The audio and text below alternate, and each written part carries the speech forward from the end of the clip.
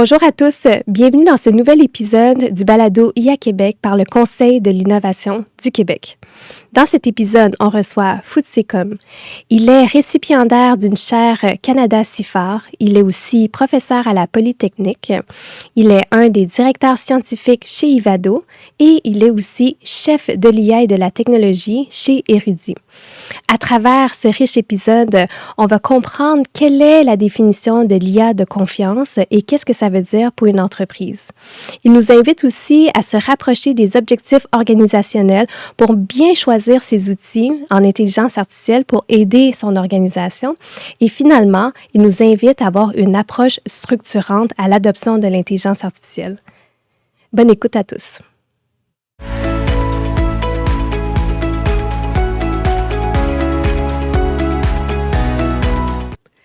Bonjour à tous, bienvenue dans un nouvel épisode du balado IA Québec par le Conseil de l'innovation. Aujourd'hui, notre invité est Futsekom. Vous vouliez un 360 sur l'adoption de l'intelligence artificielle, je pense qu'on a vraiment un 360. Futse, bienvenue, merci beaucoup d'avoir accepté. Merci, ça me fait plaisir d'être là. Merci de m'avoir invité. Ça fait vraiment très longtemps qu'on voulait t'inviter, justement parce que tu es une personne avec toutes ces dimensions. Puis dans les dimensions que tu adresses, tu parles beaucoup de la fiabilité des systèmes en intelligence artificielle. Puis aujourd'hui, beaucoup d'entrepreneurs ne savent pas par où commencer. Lorsqu'on parle de fiabilité, on entend parler des outils clés en main. Ça veut dire quoi, clés en main en intelligence artificielle aujourd'hui? Il y en a qui achètent des logiciels, mais en dessous de ces logiciels, il y a une intégration avec des systèmes en intelligence artificielle. Et tu nous dis souvent l'IA de confiance. Donc, peux-tu nous donner un peu de clarté sur qu'est-ce que ça veut dire l'IA de confiance, mais encore une fois avec un regard pour donner de la clarté auprès des entrepreneurs? Merci Anne pour cette excellente question. Alors, l'IA de confiance, comme le nom l'indique, c'est une IA à laquelle on peut faire confiance. Ça veut dire que c'est une solution dont on peut avoir de la prévisibilité. C'est-à-dire que les résultats fournis par votre IA, dans une certaine mesure, doivent être reproductibles. La solution que l'IA vous donne doit ne pas avoir une capacité de nuisance pour votre organisation. Ça veut dire qu'on doit s'assurer qu'elle est sécuritaire. La solution d'IA, qui en général va consommer de l'information de votre organisation pour pouvoir vous aider, doit préserver cette information, ne pas exposer l'organisation. Donc ça, c'est un aspect qui est très important. Donc en général, et elle doit être robuste. C'est-à-dire qu'en fait, en général, quand on acquiert des solutions externes, ce qu'il faut comprendre, c'est que la forme d'IA actuelle qui marche beaucoup, elle est entraînée sur des données, c'est-à-dire elle est dirigée par les données. Ce qui fait que, en général, lorsqu'elle va être déployée hors de sa distribution d'origine, c'est-à-dire sur des données autres que celles qui ont servi à l'alimenter, elle peut avoir un comportement qui est légèrement différent de celui qui avait été observé pendant sa création. Donc, c'est pour ça qu'il faut s'assurer qu'il y ait une sorte de robustesse dans la solution d'IA qui est acquise. Donc, une solution d'IA digne de confiance, c'est une solution d'IA qui est robuste, c'est-à-dire qu'elle va pouvoir fonctionner sur des scénarios imprévus, de façon sûre, sécuritaire et prévisible. Et on doit pouvoir comprendre les résultats qu'elle nous fournit. C'est-à-dire que, dans une certaine mesure, on doit pouvoir expliquer les décisions qu'on prend lorsqu'on est supporté par cette IA-là. Donc, il doit y avoir une certaine forme... Transparence, c'est généralement un mot trop fort dans le cadre de l'IA, parce que c'est un défi, en fait, auquel on fait encore face. Mais au moins, une forme d'explicabilité. On doit pouvoir expliquer. L'IA doit fournir de l'information qui nous aide à expliquer le processus décisionnel. Donc, c'est cet ensemble de dimensions-là qui sont essentielles pour développer une IA digne de confiance. On dirait que tu parles presque d'un humain ou d'un nouveau collègue de travail envers qui tu veux savoir quel est son cursus de travail dans le quotidien. Est-ce qu'il est capable d'expliquer son travail ou s'il n'est pas capable de l'expliquer, toi, être capable de trouver la documentation pour retracer ce qu'il a fait. Mais si je me permets de décortiquer, parce que tu m'as nommé tellement d'éléments intéressants, tu as parlé de prévisibilité.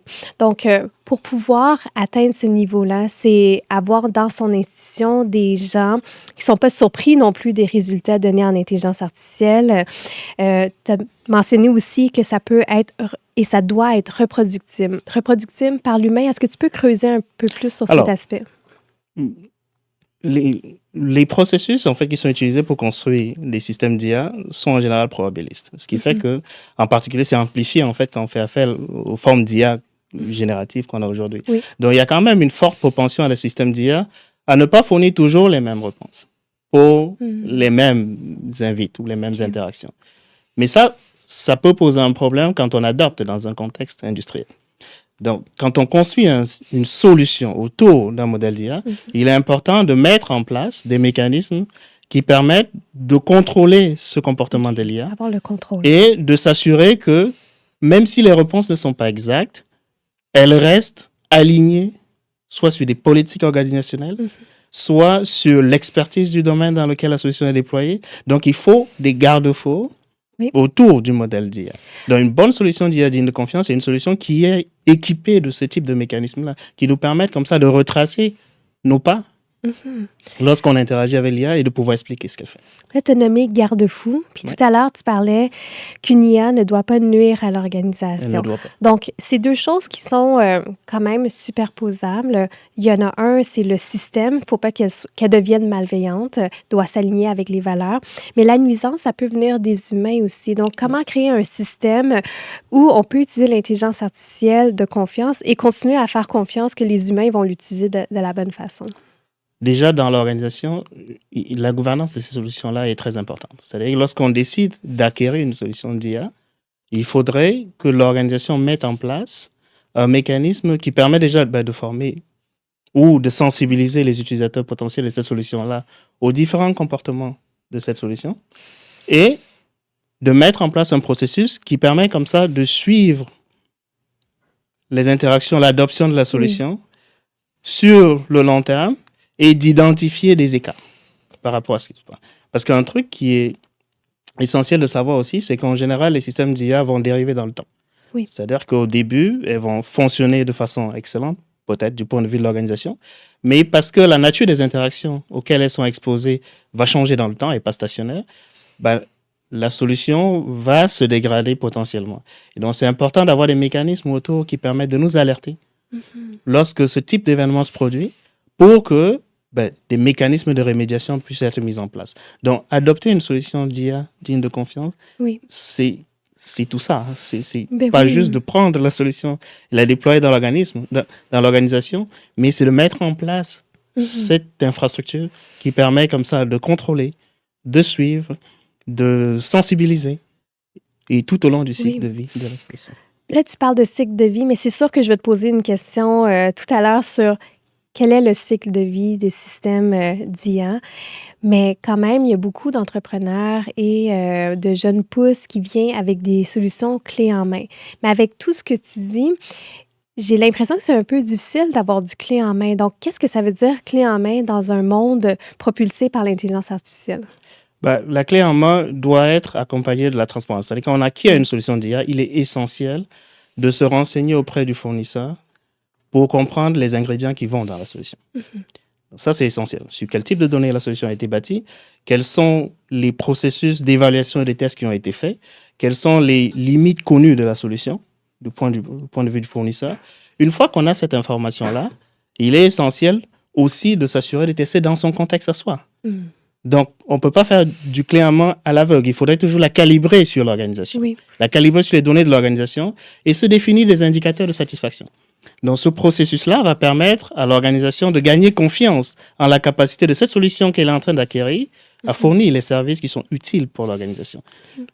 Et une fois que ça c'est fait, la gouvernance, le mécanisme doit être mis en place pour que la solution vive dans l'organisation en restant aligné sur les politiques de l'organisation.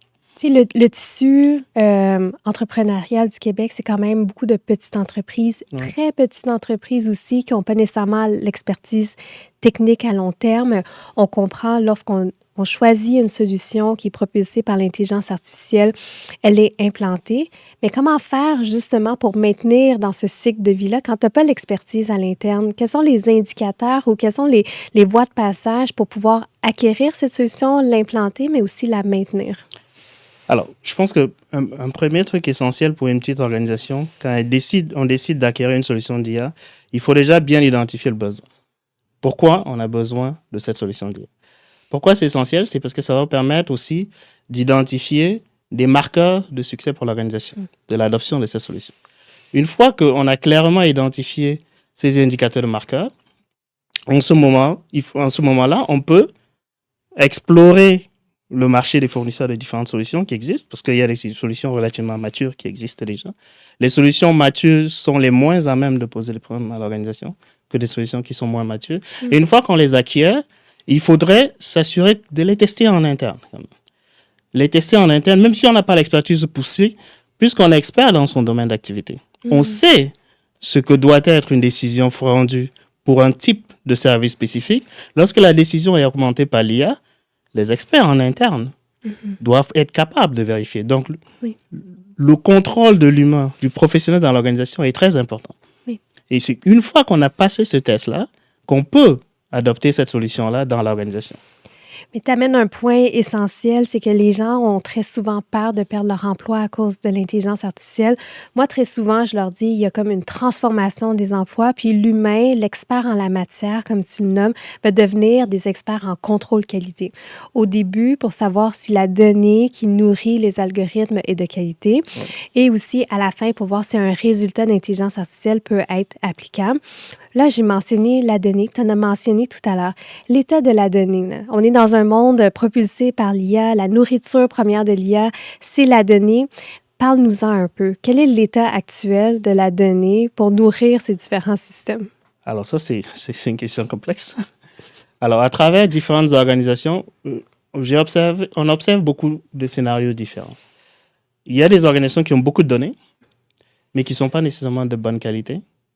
Donc, il est essentiel, si une organisation désire développer une solution d'IA en interne, de s'assurer de faire un travail sur les données en amont.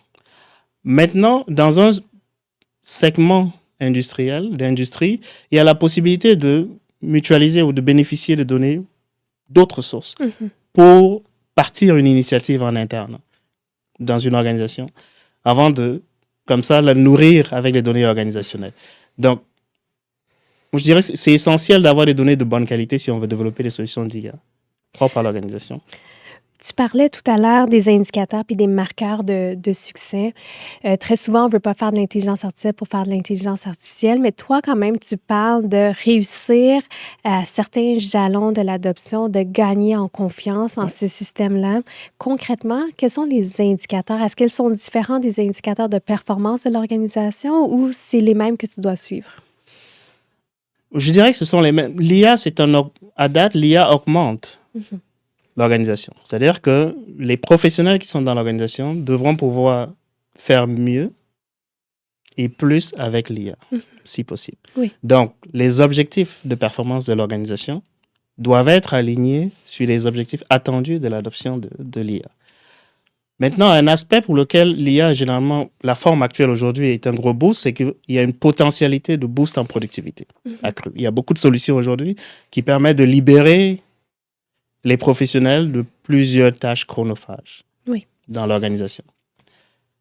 Donc, l'adoption de ces solutions-là, je pense que pour adopter de façon ordonnée l'IA, il faudrait commencer par des tâches qui ont le moins d'impact en termes de risque sur l'organisation, mais avec un potentiel d'impact en termes de productivité pour les équipes qui vont les adopter. Et une fois que les équipes vont découvrir les gains liés à l'adoption de l'IA, ça va générer un cercle vertueux dans l'organisation. Donc, les équipes vont être plus ouvertes au changement. Il y aura moins d'appréhension par rapport au fait potentiellement d'être remplacées ou la peur d'être remplacée par la solution d'IA. Les équipes vont réaliser que l'IA les augmente. Aujourd'hui, par exemple, si je prends le cas de développement système, l'un des domaines où l'IA générative a beaucoup de succès aujourd'hui, c'est dans la génération de code, pour produire du code.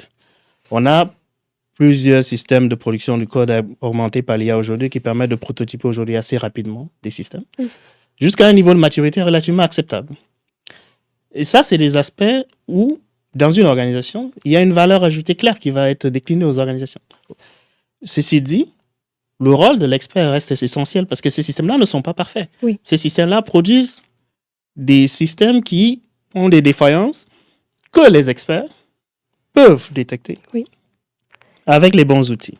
Donc, ce qui fait que dans un contexte où on a bien choisi ces cas d'usage, on a bien choisi la solution par rapport aux objectifs de l'organisation, on va se retrouver à avoir l'équipe qui va réaliser très vite la valeur ajoutée qu'apporte l'IA dans l'organisation. Et cette équipe-là va apprendre à cohabiter avec l'IA, va se réaliser l'importance de son rôle d'expertise pour contrôler la solution d'IA, et ça va permettre comme ça de générer la valeur. Et une fois qu'on aura des cas de succès dans l'organisation, je pense que l'organisation pourra passer à un autre palier, identifier d'autres cas d'usage un peu plus ambitieux en termes aussi de risque, parce qu'il y a généralement une tension entre le risque potentiel de la solution et le bénéfice, le gain espéré pour l'organisation. Et graduellement, elle pourra continuer comme ça à faire pénétrer la solution d'IA dans l'organisation. Donc, je pense que ça va permettre de développer une culture d'adoption de l'IA. Ça va permettre de limiter des risques comme par exemple du shadow AI, où on a dans une organisation des employés qui explorent différentes solutions d'IA comme ça en échappant au contrôle de la gouvernance interne de l'organisation, ce qui pose des risques, parce qu'on le sait, il y a plusieurs solutions d'IA. Par exemple, les modèles de langue les plus performants mémorisent de l'information. Donc, si on a des employés qui partagent de l'information sensible d'une organisation avec ce type de modèle, dans l'espoir d'un gain de productivité, il y a un autre péril pour l'organisation qui est le risque, qui est la perte de valeur, la perte de propriété intellectuelle. Donc, c'est très important d'encadrer l'adoption de ces solutions-là. Et c'est pour ça qu'une approche structurée et contrôlée est essentielle pour... Mais la façon que tu en parles, ça a l'air tellement simple et tu donnes énormément de clarté. Justement, tu sais, les gens qu'on encourage beaucoup à mettre en place des politiques rapidement, des politiques pour la gouvernance de l'intelligence artificielle, me disent souvent, Anne, mais on n'a pas le temps de faire des politiques de 60 pages. Je dis, une bonne politique pour l'intelligence artificielle, c'est 6 pages maximum. Une bonne politique d'intelligence artificielle doit adresser 3 types d'IA. Donc, l'IA interne, donc l'IA que l'organisation choisit de payer, que ce soit un Copilot, ChatGPT Enterprise, mais doit adresser aussi l'IA externe, une IA qui est équivalent à, moi j'apporte mon propre crayon de la maison, mais c'est pas parce que j'apporte mon propre crayon que je peux écrire des insultes sur le papier à lettres de l'organisation puis l'envoyer à tout le monde. Donc, il y a toutes ces dispositions puis ces principes directeurs de respect aussi à mettre en place. Puis finalement, l'IA des fournisseurs, c'est-à-dire on peut acheter des systèmes d'information, mais en dessous, c'est propulsé par des outils d'intelligence artificielle que le fournisseur a choisi. Donc, quand tu arrives à adresser les 3, justement, il y a un des volets que tu parlais, le Shadow AI, qui est un peu plus circonscrit. Donc, je trouve ça super intéressant.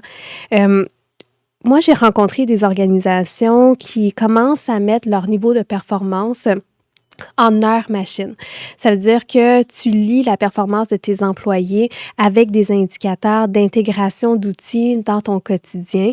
Puis plus tu avances dans ton aventure, plus tu es capable de dire, moi, j'ai utilisé la machine X nombre de temps. Comment tu trouves ces principes de calcul de performance? Moi, je pense que la performance doit être centrée sur la qualité du résultat qui en sort, pas sur le temps qu'on met nécessairement pour produire la solution.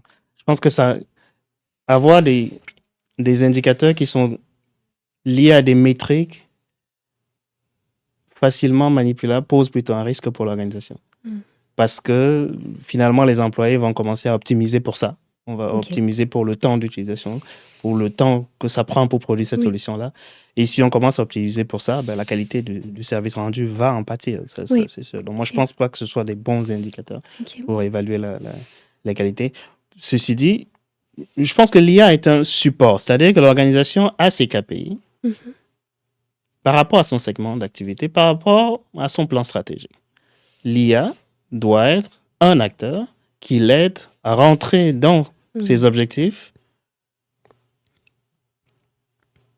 de façon plus efficace. J'hésite à dire le plus rapidement possible, parce que la rapidité n'est pas toujours la qualité, mais de façon plus efficace. Et je pense que c'est important d'avoir cette vision large de l'adoption de cette technologie-là. Au Québec, on a une très grande expertise en intelligence artificielle sur tout le continuum de développement. Donc, de la recherche fondamentale, recherche appliquée, recherche opérationnelle, commercialisation, adoption en milieu réel. Mais toi, à travers tes nombreux chapeaux, tu touches quand même l'ensemble du continuum.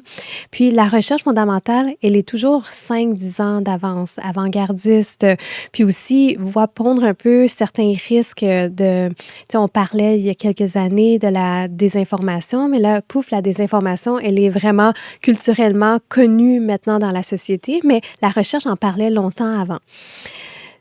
Pour quelqu'un qui occupe plusieurs chapeaux, tu dois quand même voir venir certains dangers ou certains signes avant-coureurs, mais d'un autre côté, tu fais aussi partie des gens qui développent des solutions. Donc, par où commencer sans se sentir désabusé par tout ce qui nous entoure en termes d'informations sur l'intelligence artificielle? Ça, c'est une excellente question. Alors, la quête de développement de l'intelligence, c'est une quête qui a commencé il y a très longtemps. C'est une quête qui fascine tous les scientifiques. C'est une quête, d'un point de vue scientifique, moi, je pense, est essentielle. Oui. Maintenant, la recherche, c'est notre rôle, le rôle de la recherche, d'anticiper sur les problèmes et de voir les problèmes venir. Aujourd'hui, une bonne partie de la communauté scientifique, quand on observe les résultats qu'on est capable d'accomplir avec des formes d'IA plus avancées, dit frontières, Oui. Quand on étudie le comportement de ces modèles, le niveau de connaissance qu'on a dans notre quête de construction de ces modèles, de nouveaux risques émergent. Ce sont des risques qui sont de bons problèmes scientifiques. Donc, c'est des risques qu'on va adresser. La communauté scientifique est mobilisée et je pense que collectivement, on doit mettre des efforts pour adresser. Donc, aujourd'hui, je travaille beaucoup sur la sécurité de l'IA, sur l'alignement de l'IA, parce que je pense que parmi les grands risques qui se présentent, celui-là en est un qui nécessite quand même qu'on mobilise une bonne partie de nos énergies. Ceci dit, au point où on est rendu, on a quand même déjà mis en place des formes d'IA qui sont capables de réaliser plusieurs des tâches auxquelles on a besoin dans notre quotidien.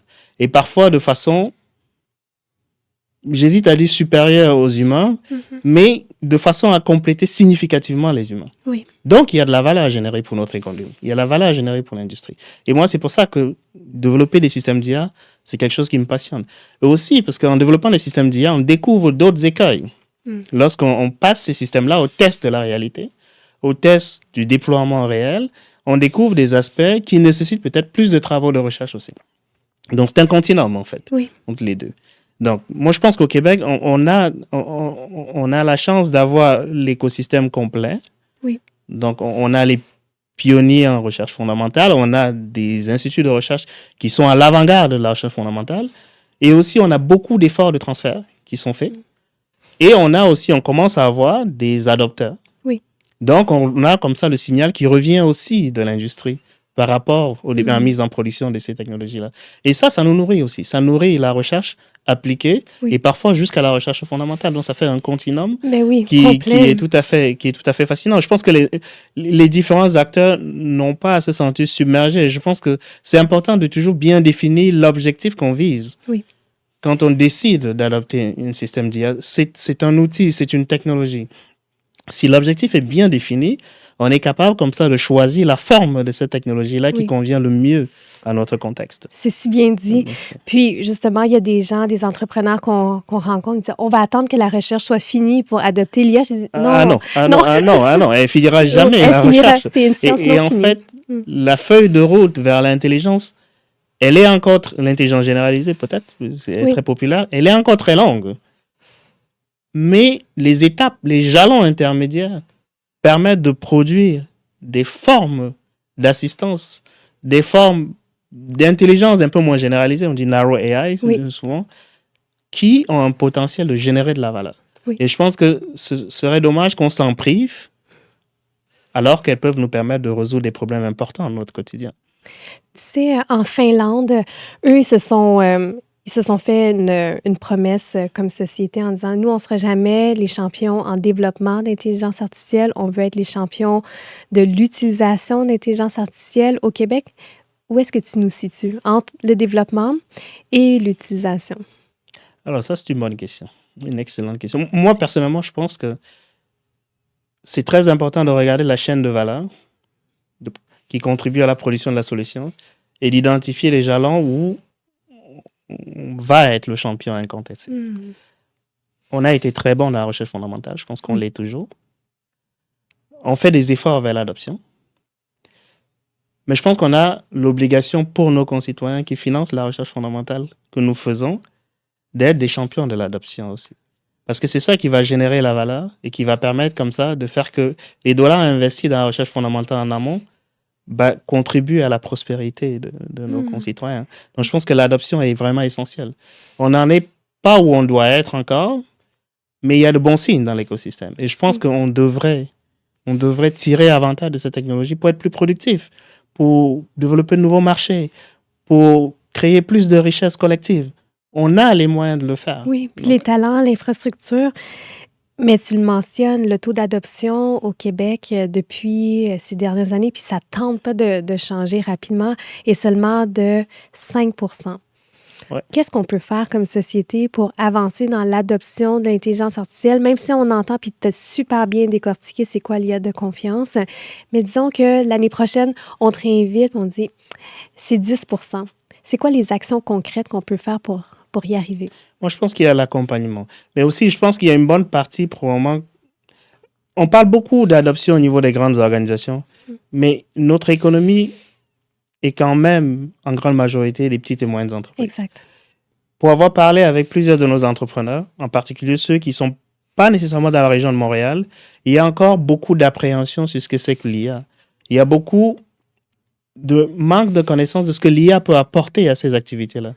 Donc, je pense qu'on devrait poursuivre nos efforts pour s'assurer comme ça de déjà bien sensibiliser et d'accompagner nos chefs d'entreprise, nos champions d'entreprise dans l'adoption de ces solutions, de faciliter pour elles les processus d'adoption de ces systèmes, de les aider même à sélectionner les solutions qui sont les plus adaptées pour leur organisation, de promouvoir des cas de succès, de leur faire entrevoir comment l'adoption de l'IA va contribuer à leur activité métier. Je pense qu'à ce niveau-là, on a encore du travail à faire.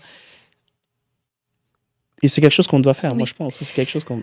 Nous, on s'est connus il y a quelques années déjà. Moi, j'occupais une autre fonction, puis j'étais dans la fonction publique, dans une institution qui voulait adopter l'intelligence artificielle. Puis je sais qu'aujourd'hui, tu as d'autres projets, surtout liés à la santé, à travers ton rôle de chef IA et technologie chez Érudit.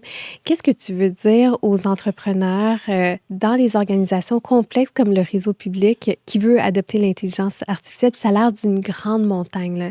Par où commencer? Il faut des victoires. Je pense qu'il faut identifier des cas d'usage qui ont le potentiel de générer de la valeur. Avec Érudit, déjà, nous avons choisi les projets en fonction de leur capacité à être structurants. On a un projet, par exemple, là, je ne vais pas faire la promotion des projets qu'on a, mais on a, par exemple, un projet avec les urgences. Pourquoi ce projet m'a fasciné dès le premier jour? C'est le potentiel énorme que ce projet a pour la qualité de vie de nos concitoyens. En accélérant les urgences, nos services d'urgence, en leur équipant des systèmes d'IA qui leur donnent une bonne prévisibilité dans les urgences auxquelles elles vont faire face, en leur permettant de gérer de façon efficace leur parc d'outils qui viennent comme ça en urgence aux citoyens, on leur permet pas juste de dégager du temps ou d'être plus efficace, mais on touche directement la qualité de vie de nos concitoyens. Donc ça, c'est quelque chose qui nous intéresse beaucoup. Pourquoi on est très actif dans le système de la santé? C'est parce que, et ça, je pense, c'est un secret pour personne au Québec, il y a beaucoup d'opportunités d'optimisation de notre système de soins de santé.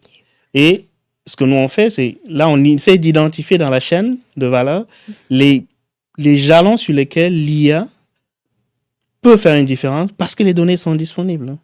Maintenant, c'est un domaine où il y a des enjeux importants. La confidentialité de l'information en est une. Donc, il y a des contraintes autour du déploiement de l'IA. Mais c'est des beaux défis pour nous. C'est des beaux défis pour les entreprises du Québec. Et je pense que cette approche-là va permettre de faire pénétrer l'IA davantage dans les strates de notre écosystème. C'est un travail work in progress, comme on Oui, dit. puis j'aime beaucoup ton approche par étapes qui fait en sorte que d'un succès à l'autre, on est capable de bâtir. Décris un peu nous, parce que tu as mentionné 2 fois structurant. Ouais. Pour le commun des mortels, c'est quoi un projet structurant? Un projet structurant, c'est un projet qui peut, dont le succès peut impacter comme ça de façon durable, à plus grande échelle, en fait, peut être déployé dans d'autres contextes. Donc, quand on rentre dans le système de santé, on identifie une problématique à laquelle on essaie d'apporter une réponse.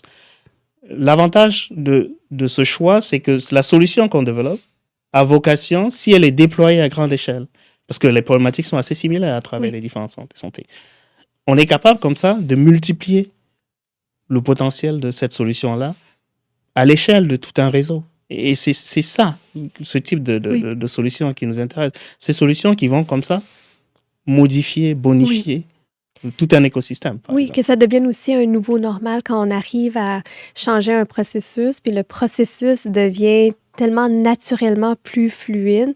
Là, on peut bâtir par-dessus, donc c'est là le structurant. Et c'est pour ça que c'est important qu'il y ait des succès. Je pense que c'est quelque chose d'autre qu'on devrait faire dans notre écosystème, c'est de stimuler le développement de champions. Et on a besoin de plus d'entreprises.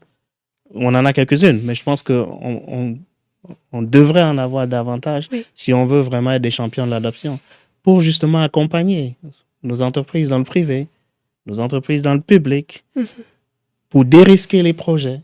Parce que les organismes n'ont pas nécessairement toute l'expertise en interne pour adopter ces systèmes. Tout à fait. Alors, les entreprises qui en font leur spécialité pourraient venir aider, justement. Donc, on pourrait mettre en place des mécanismes qui permettent aussi aux patrons de petites entreprises et moyennes entreprises qui ont des appréhensions par rapport à l'IA d'être accompagnés dans leur processus d'exploration du potentiel de l'IA pour leur organisation. Donc, je pense que ça, c'est des actions qu'on devrait essayer de pousser davantage pour... J'ai du mal à croire qu'on est déjà à la dernière minute de ce balado. Je pense que j'aurais envie de continuer extrêmement longtemps avec toi, Foutse. Justement, en ce sens-là, le Conseil d'innovation, l'équipe IA Québec va lancer sa brigade en intelligence artificielle. Cette brigade-là est justement pour pouvoir dénouer des enjeux plus technologiques, évaluer le risque pour des projets en intelligence artificielle, principalement pour des entités qui n'ont pas nécessairement accès à cette expertise-là. Donc, c'est sûr et certain qu'on va avoir des appels à tous, on va avoir accès à ton expertise, je le souhaite. Donc, dans cette dernière minute, comme notre promesse à travers ce balado, c'est de donner des actions bien concrètes aux dirigeantes et dirigeants des entreprises. Dans cette dernière minute, qu'est-ce que tu aurais envie de partager à notre auditoire pour qu'ils se mettent en action? Alors, moi, je pense que pour les dirigeants des entreprises, c'est important, si ce n'est pas déjà fait, de mettre en place un plan stratégique pour l'IA dans votre organisation. C'est-à-dire, par rapport à la stratégie de votre organisation, développer un plan qui permet pour vous d'avoir une visibilité dans comment l'IA peut vous aider pour réaliser cette stratégie. Et une fois que ce plan stratégique est en place, identifier des cas d'usage pertinents pour votre organisation qui pourraient avoir un effet structurant, si c'est possible, mais aussi potentiellement générer des victoires internes dans votre organisation. Donc, je pense que ça, c'est très important. Si vous générez des victoires internes, il y aura un effet boule de neige autour de l'adoption.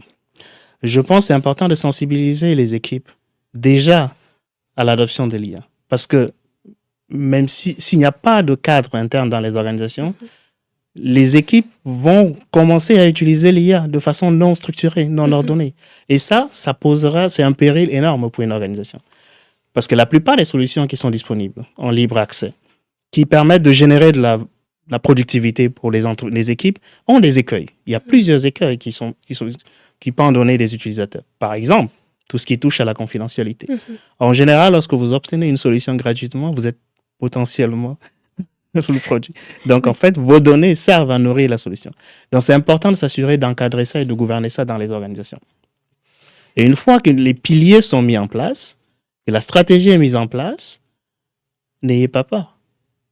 Préparez vos données pour un déploiement de l'IA, mais en même temps, identifiez les solutions qui existent, qui ont été fournies par des données externes, certes, mais qui peuvent déjà générer de la productivité pour vos équipes sous le contrôle de l'expertise de vos équipes et adoptez l'IA. C'est un message tellement clair, puis on sent les étapes se dresser devant nous, mais d'une façon qui sont découpées vers du réalisme. Merci encore énormément, Foutse. Tu es récipiendaire d'une chaire Canada CIFAR, tu es professeur aussi à la Polytechnique, tu es un des directeurs scientifiques chez Ivado et tu es chef de l'IA et de la technologie chez Érudit. Donc, encore une fois, merci d'avoir été des nôtres. Merci Anne, ça me fait plaisir. Merci vraiment. Merci beaucoup.